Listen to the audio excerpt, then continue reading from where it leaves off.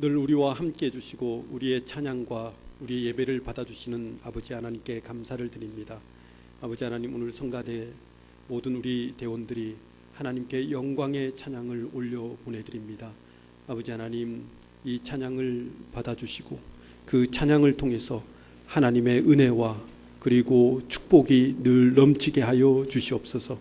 이를 위해서 열심히 준비하셨습니다. 열심히 최선을 다하셨습니다. 주님, 그 마음을 이루하여 주시고 그 찬양이 그 삶의 복이 되게 해주시고 아버지 하나님, 은혜가 되게 하여 주시옵소서.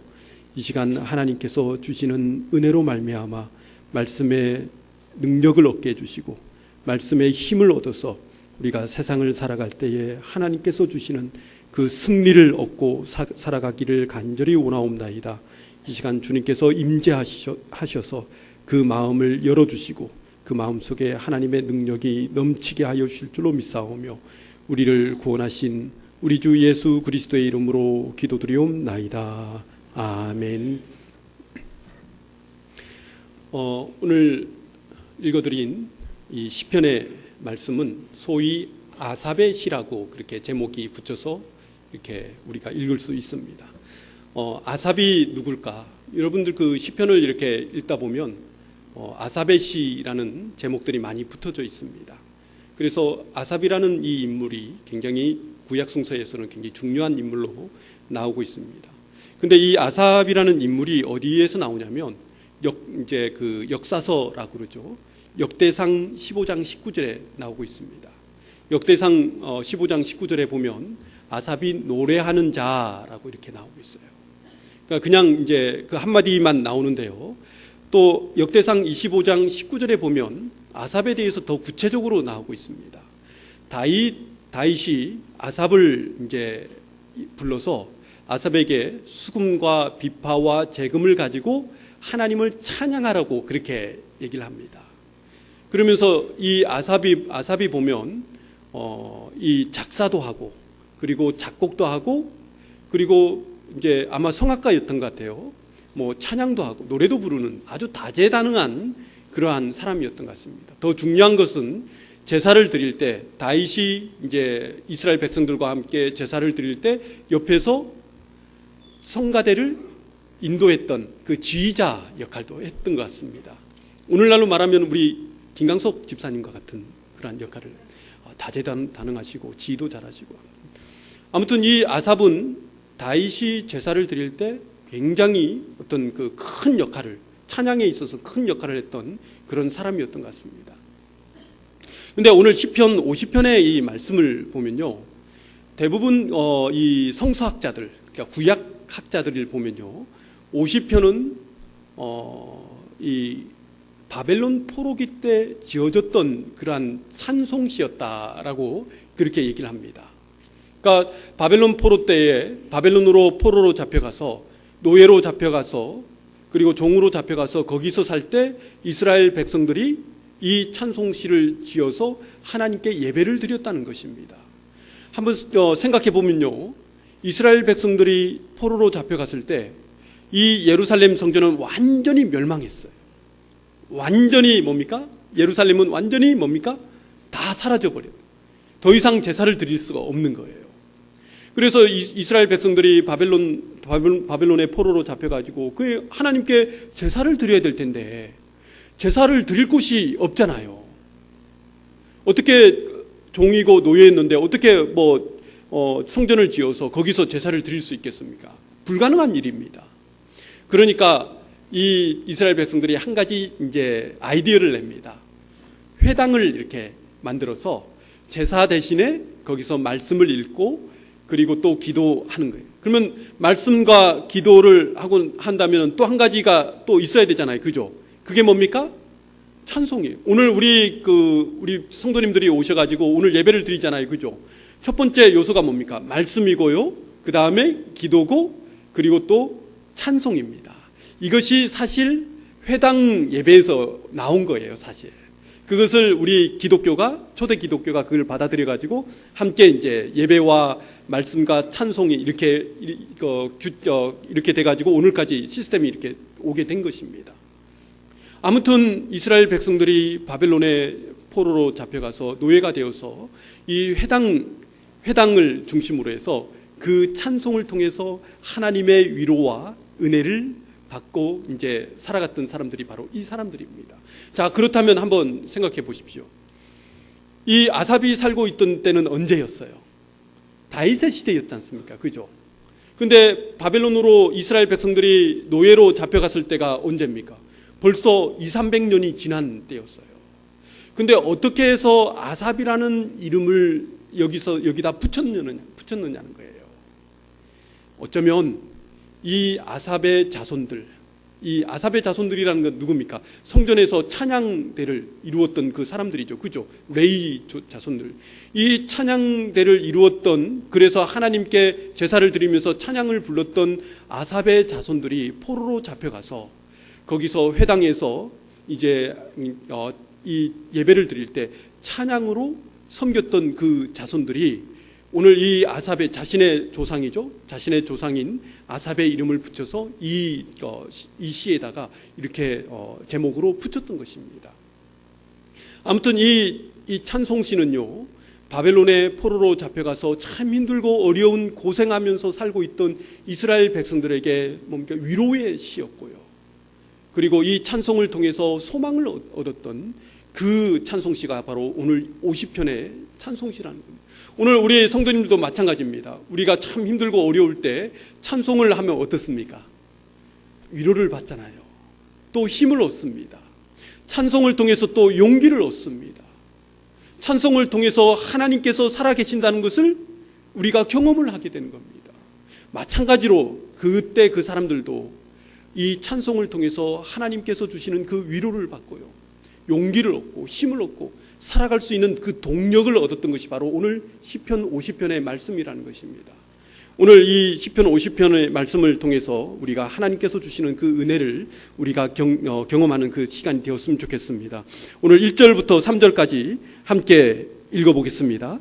전능하신 이 여호와 하나님께서 말씀하사 해 돋는 데서부터 지는 데까지 세상을 부르셨도다. 온전히 아름다운 시온에서 하나님이 빛을 비추셨도다. 우리 하나님이 오사 잠잠하지 아니하시니 그 앞에는 삼키는 불이 있고 그 사방에는 광풍이 불리로다. 아멘. 오늘 말씀 이 1절에 보면요, 해 돋는 데서부터 지는 데까지 세상을 부르셨도다 말씀하십니다. 자, 해 지는 곳이 어딜까요? 해 돋는 곳이 어딜까요? 예, 동쪽이잖아요. 그죠? 동쪽입니다. 지는 데가 어디입니까? 서쪽입니다. 그러면 해 돋는 땅 끝에부터 해 지는 땅 끝까지 뭡니까? 이 해 지는 그 끝까지가 무엇을 의미합니까? 세상을 의미하는 거예요. 온 세상을 의미하는 겁니다. 그래서 그 세상에서 뭡니까? 부르셨도다. 하나님께서 부르셨다고 해요. 이 부르셨다라는 이 말은요, 굉장히 중요한 의미를 가지고 있습니다. 이거는 우리 신약 성경까지도 함께 엮여가는, 이렇게 이어주는 그런 굉장히 중요한 신앙 고백입니다. 이 부르셨다라는 이 말은요, 다른 의미로 말하면 선택했다, 택했다라는 것을 의미해요. 하나님께서 이스라엘 백성들을 택했다, 부르셔서 택하고 선택했다라는 그런 말씀이라는 겁니다. 근데 오늘 말씀 가운데 보면요, 세상을 부르셨도다라고 말씀하십니다. 그러면 세상은 무엇을 의미할까요? 오늘 말씀 가운데서 해 돋는 데서부터 지는 데까지가 하나의 세상을 의미해요. 땅 끝에서 땅 끝이에요. 그러면 또 세상을 부르셨도다 할 때 이 세상이라는 말이 어떻게 해요? 중첩이 되는 거예요. 겹치는 겁니다. 그러면은 오늘 세상을 부르셨도다 했을 때 이 세상의 의미는 무엇을 의미할까요? 오늘 이스라엘 백성들이 노예로 잡혀갔던 그 바벨론이 무엇을 의미합니까? 그 엄청난 큰 나라, 세상입니다. 바벨론 백성들은요, 자신들이 세상이라고 생각해요. 세상의 중심이라고 생각했어요. 예수님께서 살고 계셨던 그때의 세상의 중심은 어느 나라입니까? 당연히 로마였죠. 로마가 예수님 시대 때의 세상의 중심이었어요. 오늘날의 세상의 중심은 어느 나라일까요? 예, 미국입니다. 여러분 그 야구 좋아하시죠? 그 프로야구, 미국 프로야구에 보면은 리그가 두 개가 있죠. 하나는 아메리칸 리그, 하나는 내셔널 리그, 이 두 리그가 있어요. 그래서 우리나라는 단일 리그죠, 그죠? 하나뿐이 없어요. 근데 미국은 큰 나라니까 사람도 많이 살고 그러니까 리그가 두 개가 있어요. 하나는 아메리칸 리그, 하나는 내셔널 리그. 그래서 리그에 이제 속해 있는 이 구단들이, 야구단들이 이제 열심히 게임을 하고 난 다음에 한 10월쯤 되면은 그 리그에서 이제 서로 또 챔피언을 가리기 위해서 이제 게임을 합니다. 그러면은 이 양 리그에서 챔피언이 뽑히잖아요, 그죠? 그러면 마지막에 11월에 어떤 게임이 벌어집니까? 월드 시리즈라고, 월드 시리즈. 아니, 누가 월드 시리즈라고 붙였습니까? 누가 붙였어요? 우리가 붙여줬습니까? 월드라는 것은 세상이잖아요, 그죠? 온 세상을 의미합니다. 근데 자기네들이 월드 시리즈라고 붙인 거예요. 무슨 뜻이에요? 세상의 중심은 우리나라다, 나다, 우리 아메리카다, 노스 아메리카다, 이런 겁니다. 자존심이, 프라이드입니다. 자, 오늘 이 세상이 바로 그거예요. 오늘 하나님께서 택하신 백성은 바벨론도 아니고 로마도 아니라는 거예요. 오늘 이 세상은 어떤 나라입니까? 이스라엘이라, 이스라엘. 그래서 오늘 해 돋는 데서부터 지는 때까지 이스라엘을 부르셨도다. 부르셔서 택하시고 선택하셔서 하나님께서 세상의 중심으로 세워주셨다는 것입니다. 너희가 비록 지금 노예로 살고 있지만, 종으로 살고 있지만 하나님께서는 너희를 종으로 보지 않는다는 겁니다. 노예로 보지 않는 건 하나님께서는 너희를 세상의 중심으로 보신다는 거예요. 오늘 이 시편의 말씀의 중심이 바로 거기에 있다는 것입니다. 하나님께서는 이스라엘 백성들을 노예로, 전쟁에 져서 노예로 그리고 종으로 끌려갔지만 그럼에도 불구하고 하나님을 위해서, 하나님을 향해서 늘 예배하고 찬송 부르고 기도하며 말씀을 듣는 그 이스라엘 백성들을 선택하시고 부르셔서 너희를 세상의 중심으로 삼으셨다고 오늘 선포하시고 말씀하시고 있다는 것입니다. 신명기서를 보면요, 항상 모세가 입버릇처럼 말하는 게 하나가 있어요. 그게 뭐냐면 너희가 애굽의 종되었던 것과 노예되었던 것을 절대 잊지 말고 기억하라고 얘기합니다. 너희의 조상이 원래는 애굽의 종이었다, 노예였다라고 그것을 절대 잊지 말고 기억하라고 얘기합니다. 여러분 한번 생각해보면 누구나 다 같은 감정일 수도 있어요. 자신의 조상이 노예였고 종이었다면 자랑스러울까요? 부끄러울까요? 아니, 부끄럽죠. 그리고 자꾸 숨기고 싶습니다. 자꾸 그런 말을 하기 싫어해요. 누구나 다 같은 감정이에요. 우리 조선 후기 때에 폐단이 하나가 있었어요. 근대로 넘어오기 전에 이제 조선 후기 때인데요. 그 폐단이 뭐냐면 족보를 고치고 족보를 왜곡시키고 족보를 만드는, 이게 어디서 시작되냐면 이 양반집이 몰락을 하면은 이 종들이 이렇게 어떻게 됩니까? 다 이 자유를 얻잖아요, 그죠? 그 종들이 나가가지고 이제 돈을 열심히 벌어가지고 많이 벌어가지고 그 돈을 어디에 쓰냐면 족보를 사거나 족보를 만드는 데 사용한다고 했답니다. 그래가지고 그 당시에 노예라든가 종이라든가 성이 없잖아요. 그래서 족보를 이렇게 몰락한 양반 가문의 족보를 돈을 줘가지고 사가지고 거기다가 자기 이름을 넣는 거예요. 이름을 이제 거창하게 지어가지고 성도 넣어가지고 거기에 넣는답니다. 그러면 어떻게 되냐면 그 족보의 후손이 돼버리는 거예요. 그런 일들이 비일비재하게 일어나. 그래서 자기 조상이 영의정이니 자의정이니 하면서 그걸 막 왜곡시킨답니다. 막 집어넣는다고 그래요. 그래서 현대 족보학자들이 말하는데요, 우리 현대인들이 가지고 있는 족보들이 거의 60%, 50%, 60%가 다 그렇게 해서 만들어진 족보라는, 가짜 족보들이 참 많이 있다는 거예요. 왜 그럴까요? 왜 그렇게 족보를 왜곡시키고 족보를 돈으로 사고 족보를 자꾸 고치고, 어떤 사람들은 중국 시조에 자기 족보가 있다고 그렇게 만들었다고 그래요. 왜 그럴까요? 부끄럽기 때문이라. 숨기고 싶은 거예요. 자기 조상이 노예였다는 것, 종이었다는, 내가 성이 없다는 그것에 대한 뭡니까? 그게 부끄러운 거예요. 숨기고 싶은 사실이라는, 역사라는 것입니다. 그래서 자꾸 뭡니까? 그 족보를 바꾸고 그리고 왜곡시키고 막 그렇다는 거예요. 오늘 이 신명기서에서 뭐라고 말씀하십니까? 너희가 종이었던 것을 기억하라는 거예요. 오히려 숨기지 말고 너희가 노예였다는 것을 뭡니까? 자꾸 알려라. 그렇게 얘기합니다. 그리고 이스라엘 백성들이 자기들을 호칭할 때요, 히브리인이라고 그렇게 얘기합니다. 여러분, 히브리인 알고 계시죠? 히브리라는 이 말이요, 원래는 핫비루에서 나왔다고 합니다. 이 핫비루라는 말은 바로 노예, 종이란 뜻이에요. 그러니까 자기가 히브리인이라고 말하면 우리의 조상은 애굽의 종이었습니다. 노예였습니다. 그렇게 얘기하면서 다닌다는 거예요. 이게 무슨 뜻일까요? 사도 바울조차도요, 빌립보서 3장 5절에서 이렇게 얘기합니다. 내가 8일 만에 할례를 받고 이스라엘의 족속이요, 베냐민 지파요, 히브리인 중에 히브리인이요.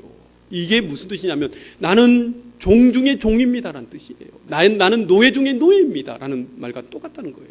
왜 그렇다면 스스로 노예였고 애굽의 노예였고 종이었다는 것을 기억하고 스스로 히브리 핫비루라고 그렇게 얘기하냐는 거예요. 거기에는 믿음의 고백이 하나가 들어가 있습니다. 신명기서 5장 15절에 보면요, 이런 말씀이 있습니다. 너는 기억하라. 내가 애굽 땅에서 종이 되었더니 내 하나님 여호와가 강한 손과 편팔로 거기서 너를 인도하여 내었느니라. 왜 내가 히브리인데 핫비루라가 말하는 겁니까? 하나님께서 이스라엘을 그 애굽 땅에서 구원하신 그것을 기억하기 위해서라는 겁니다. 내가 종이었고 노예였다라는, 내 조상이 노예였고 종이라는 것을 기억하면, 아, 하나님께서 우리의 조상들을 그렇게 구원해 주셨지. 그렇게 그 강한 오른손으로 구원해 주시고 붙들어 주셨지라는 그러한 신앙 고백이 자연스럽게 나오게 되어 있다는 것입니다. 그게 바로 이 이스라엘 백성들의 그 믿음이라는 거예요. 왜 그러면 시편에서 그 말씀을 하십니까? 그 소망이 담겨져 있는 거예요. 그 애굽의 땅에서 우리 조상들을 구원해 주신 것처럼, 종이었고 우리처럼 종이었고 노예처럼 그렇게 고생스럽게 살아가던 우리를 하나님께서 구원해 주신 것처럼 우리도 역시 틀림없이 바벨론의 노예와 종으로 구원해 주시겠지라는 그러한 소망과 그러한 희망이 여기에 담겨져 있다는 것입니다. 그래서 시편 94편 14절에서 이렇게 말씀하십니다. 여호와께서는 자기 백성을 버리지 아니하시며 자기의 소유를 외면하지 아니하시리로다. 여러분, 소유라는 게 무슨 뜻이에요? 내 것이잖아요. 내 것. 하나님께서 그 많은, 세상의 많은 민족들 가운데서, 백성들 가운데서 이스라엘을 향해서 너는 내 것이라. 내 것이라. 내가 너를 불러서 선택하고 택해서 내가 내 것이라고 말했는데 왜 내가 너를 외면하겠느냐는 거예요. 왜 내가 너를 버리겠느냐는 거예요. 너를 종으로 노예로 부리는 그 주인은 너를 버릴지라도 나는 너를 절대 버리지 않겠다. 왜냐하면 너는 내 것이기 때문에, 너는 내 소유이기 때문에, 내가 너를 불러서 택하고 선택한 그 백성인데 내가 왜 너를 버리겠냐는 거예요. 너를 세워서 세상의 중심으로 만들겠다고 오늘 이 말씀을 하고 있다는 것입니다. 오늘 말씀 3절에 보면요, 우리 하나님이 오사 잠잠하지 아니하시니 그 앞에는 삼키는 불이 있고 그 사방에는 강풍이 불리로다. 오늘 이 삼키는 불과 사방에 부는 광풍이 무엇을 의미할까요? 오늘 하나님의 돌보심과 하나님의 지키심과 하나님의 보호하심을 상징하고 있다는 것입니다. 여러분, 삼키는 불과 강풍이 의미하는 게 무슨 뜻일까요? 난공불락입니다. 난공불락. 누구도 뭡니까? 침입해 올 수 없다는 것입니다. 어떤 적들도 공격할 수 없다는 거예요. 가까이 오면은 그 불이 삼켜버리는 거예요. 가까이 오면 그 강풍이 날려버린다는 것입니다. 그래서 하나님께서 이스라엘의 삼키는 불이 되어주시고 하나님께서 이스라엘의 광풍이 되어주시면 너희를 손댈 수 있는 자가 아무도 없다는 거예요. 너는 내 것이기 때문이라는 것입니다. 오늘 우리 성도님들 가정 그 사방을 지켜주시고 우리 교회를 지켜주시고 그리고 광풍으로 삼키는 불로 우리 자녀들을 지켜주시는, 보호해주시는 놀라운 은혜가 여기에 나타난다는 것입니다. 왜요? 우리 가정을, 우리 믿는 가정을 하나님께서 너는 내 것이라, 내가 너를 택하여 불러주셨다고 오늘 말씀해 주시기 때문이라는 것입니다. 여러분들도 알고 계시는 유명한 책이 하나 있습니다. 그 책이 뭐냐면 불확실성의 시대라는 그런 경제인이 지은 책인데요. 존 케네스 갤브레이스라는 그런 유명한 미국의 진보 경제학자가 지은 책입니다. 아마 읽으신 분도 계실 거예요. 원래는 근대를 현대 이렇게 오면서 이 변화라는 것이, 시간의 변화라는 것이 굉장히 느렸다고 그래요. 그러니까 한번 여러분들 아시는 것처럼 10년이 변하면 강산이 변한다면 10년이었다. 10년. 그 변화라는 게 이렇게 굉장히 느렸다고 그래요. 근데 정보화 시대를 넘어오면서, 이 시대가 현대로 넘어오면서 이제 뭐 정보 경제라든가 뭐 현대의 뭐 이렇게 기술 정보라는 이런 것들이 막 엄청나게 막 변화하기 시작합니다. 그러면서 문제가 생기기 시작되는 거예요. 그 변화를 따라가지 못하면 다 도태된다는 것입니다.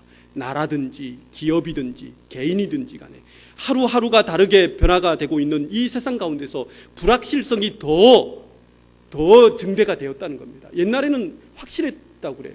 변화가 없을 때는 확실했다. 그러한 불확실성 시대 속에 사는 이 개인과 나라와 그리고 이 기업들은 늘 뭡니까? 걱정하고 염려하고 근심한다는 거예요. 내일 혹시 무슨 일이 벌어지지는 않을까? 내일 혹시 어떤 일들이 벌어져서 내 일터를 빼앗기지는 않을까? 사업이 망하지는 않을까? 내 가정이 해체되지는 않을까? 이러한 불확실성 시대, 확실성이 없이 늘 뭡니까? 표류하는 현대인의 모습을 이 책이 그렸다고 합니다. 비근한 예로요, 많은 일들이 벌어지고 있지 않습니까? 베네수엘라라는 이 나라를 여러분들 이 뉴스로 많이 듣잖아요. 그 베네수엘라는요, 엄청난 부국이었어요. 석유를 엄청나게 뽑아가지고요, 파니까 막 완전히 뭐 그냥 엄청나게 남미에서도 굉장히 부자예요. 근데 갑자기 기름값이 하루아침에 떨어져 버리니까 어떻게 됩니까? 지금은요, 이게 못 먹어서 죽는 사람들이 비일비재. 지금 막 이 길 가다 보면요, 사람이 죽은 사람들이 막 있답니다. 먹지 못해서. 그런 나라로 뭡니까? 망해버린 거예요. 왜요? 그 변화를 따라가지 못했기 때문이에요. 노키아라는 회사 알고 계시죠? 핀란드의 회사인데, 이 노키아라는 회사가 블랙베리라는 이 단말기 하나로, 이 핸드폰 하나로 엄청나게 글로벌 회사로 발돋움한 회사입니다. 저도 이렇게 노키아를 사용한 적이 있는데요, 이 미국의 시민들은요, 전부 다 노키아만을 갖고 사는 거예요. 근데 갑자기 애플이라는 스마트폰이 나타나면서 그냥 쓰러져 버렸습니다. 왜요? 변화를 따라가지 못해요. 소니도 어떻게 됩니까? 삼성이라는 회사 때문에 망해버렸잖아요. 그러니까 어떤 변화, 급하게 벌어지는 그 변화, 불확실성 시기 속에서, 시대 속에서 그 변화를 따라가지 못하면 우리는 뭡니까? 도태되고 사라지고 죽을 수밖에 없다는 거예요. 이게 바로 우리가 살고 있는 살고 있는 세상이라는 것입니다. 이 세상 가운데서 누구를 의지할 사람도 없습니다. 변화에 따라 불확실성 시대 속에서 우리가 도태되면 아무도 우리를 붙들어 줄 사람이 한 명도 없습니다. 이 세상 가운데서 우리가 의지할 수밖에 없는 분은 누구십니까? 하나님이십니다. 하나님만이 우리의 확실성이라는 것입니다. 이 확실하신 하나님을 붙들고 우리가 그 믿음, 확실한 그 믿음을 가지고 우리가 살아간다면 하나님께서 이러한 불확실성 시대 가운데서 하나님께서 우리의 삼키는 불이 되어주시고 우리의 오늘 말씀처럼 광풍이 되어주셔서 우리를 보호해 주시고 우리를 지켜주신다. 우리의 자녀와 우리의 일터와 우리의 가정과 하나님께서 우리와 함께 해주셔서 우리를 부르셔서 우리 선택하신 우리 백성들은 절대 버리지 않으시고 외면하시지 않는다는 것입니다. 이것이 우리의 고백이라는 거예요. 예수 그리스도의 십자가로 우리를 부르셔서 택하셨습니다. 하나님께서 우리를 외면하실까요? 십자가는 무엇을 의미합니까? 너는 내 것이라. 십자가를 붙들고 우리가 살아간다면 하나님께서 늘 우리에게 말씀하는 너는 내 것이라. 너를 외면하지 않고 너와 함께하며 너를 끝까지 붙들어 주리라고 오늘 말씀해 주시고 있는 것입니다. 오늘 우리 모든 성도님들의 가정과 모든 것들 위해 하나님께서 삼키는 불이 되어 주시고 광풍이 되어 주셔서 그 사방을 하나님께서 우리 백성들을, 우리 성도님들을 지켜주시고 보호해 주시는 놀라운 은혜가 있을 줄로 믿습니다. 오늘 말씀 4절부터 6절까지 함께 한 목소리로 읽어보겠습니다. 하나님이 자기의 백성을 판결하시려고 위 하늘과 아래 땅에 선포하여 이르시되 나의 성도들을 내 앞에 모으라. 그들은 제사로 나와 언약한 이들이니라 하시도다. 하늘이 그의 공의를 선포하리니 하나님 그는 심판장이심이로다. 아멘. 여러분, 오늘 말씀에서 하나님을 누구로 이렇게 묘사하고 있습니까? 심판장. 오늘날로 말하면 심판장이 누굽니까? 법률적으로 이렇게 가잖아요. 그죠? 그러면 심판장이 누구예요? 판사잖아요. 판사. 이 판사가 오늘날 이렇게 민주화 시대가 되어서 1심, 2심, 대법원까지 이렇게 막 올라가지만 이 심판장이라는 말은 판사예요. 판사가 뭘 의미합니까? 죄인지 아닌지를 판단하는 사람이에요. 그리고 또 이 사람이 무죄인지 죄인인지 판결하고요. 그리고 또 몇 년 이렇게 대가를 이렇게 하잖아요. 그러면은 감옥에서 살아야 되고 돈을 이렇게 벌금을 내야 되고 이런 이제 집행유예를 받든지 이런 식으로 이제 판결을 합니다. 근데 오늘 하나님께서 오늘 우리가 만나는 그런 판사와 같은 역할을 하느냐는 거예요. 오늘 말씀에서 하나님께서 누구는 죄가 있고 누구는 죄가 없고 이 사람은 무죄이고 이 사람은 감옥에 가야 되고 이런 식으로 판결하는 분이 바로 하나님이시냐는 거예요. 만일 그런 하나님이 그런 분이시라면 오늘 우리가 살고 있는 모든 사람들이 하나님 앞에 가서 무죄를 선고받을 수 있느냐는 겁니다. 아무도 하나님 앞에 가서는요 무죄인 사람이 한 명도 없습니다. 다 죄인입니다. 저도 마찬가지입니다. 이렇게 너 죄를 지었는데 너 어떻게 그러냐고 물어보시는 분이 하나님이시라는 거예요. 적어도요 오늘 하나님은 그런 분이 아니시라는 겁니다. 오늘 하나님께서 오늘 말씀 판결하시는 심판장이신 하나님께서 판사이신 하나님께서 우리를 향해서 판결을 하실 때 어떤 판결을 내리실까요? 궁금해 본 적 없으십니까? 저도 궁금했어요. 하나님 앞에 갔을 때 나를 어떻게 판결하실까? 나는 죄인인데 내가 살면서 죄를 많이 지었는데 하나님께서 심판대 앞에 갔을 때 하나님께서 나를 어떻게 판결하실까? 오늘 약속이라고 언약이라고 말씀하시지 않습니까? 이 말씀이 오늘 말씀의 중심이에요. 하나님께서 내가 사는 동안 나와 약속하신 게 뭘까요? 내가 예수 그리스도의 십자가를 믿음으로 너는 내 것이라. 너는 내 것이라. 예수님의 십자가를 내가 영접하고 십자가를 믿음으로 그때부터는 너는 내 백성이고 너는 내 소유다. 너는 내 것이라. 그 말씀을 틀림없이 해주실 줄로 저는 믿습니다. 오늘 하나님께서 우리 성도님들을 너는 내 것이라. 나의 소유고 내 백성이라. 내가 너를 세상의 중심으로 세웠노라. 내가 너의 삼키는 불이 되어주고 너의 강풍이 되어서 너를 지켜주고 보호해 주신 그런 하나님이라고 오늘 우리에게 말씀해 주시고 있는 것입니다. 그래서 이사야서 43장 1절에서 이렇게 말씀하십니다. 너는 두려워하지 말라. 내가 너를 구속하였고 내가 너를 지명하여 불러나니 너는 내 것이라. 내가 너를 지명하여 불렀나니 너는 내 것이라. 내 것이라. 너의 하나님이라. 내가 너를 보배롭고 존귀하게 여기노라. 너를 사랑하는 내 여호와라. 내가 너를 지명하여 불렀나니 너는 내 것이라. 내 것이라. 너의 하나님이라. 내가 너를 보배롭고 존귀하게 여기노라. 너를 사랑하는 내 여호와라. 하나님께서 여러분을 내 것이라고 말씀하실 줄로 믿습니다. 선택하신 백성은 절대 버리시지 않습니다. 외면하시지 않습니다. 구원의 팔을 여러분들께 벌려주시고 붙들어 주셔서 함께 하시는 기적의 하나님, 그분이 바로 여러분의 인생 가운데서 확실하신 분인 줄로 믿습니다. 이 불확실한 세상 가운데서 우리가 의지할 분은 오직 하나님뿐이 없는 줄로 믿습니다. 그러한 믿음으로 주님께서 여러분에게 내 것이라고 말씀하실 때 아멘 하시면서 살아가시는 우리 성도님들이 되시기를 주님의 이름으로 축원드립니다. 기도하겠습니다.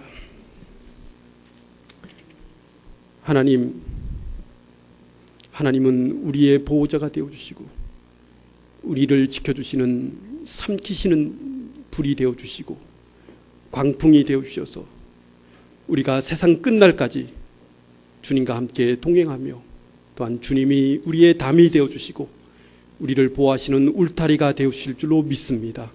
아버지 하나님, 어디를 가나 무엇을 하나 늘 거기에 계셔서 너는 내 것이라 말씀하시는, 내가 불러서 너를 택했다라는 그 말씀을 늘 듣고 살아가는 저희가 되게 하여 주시옵소서.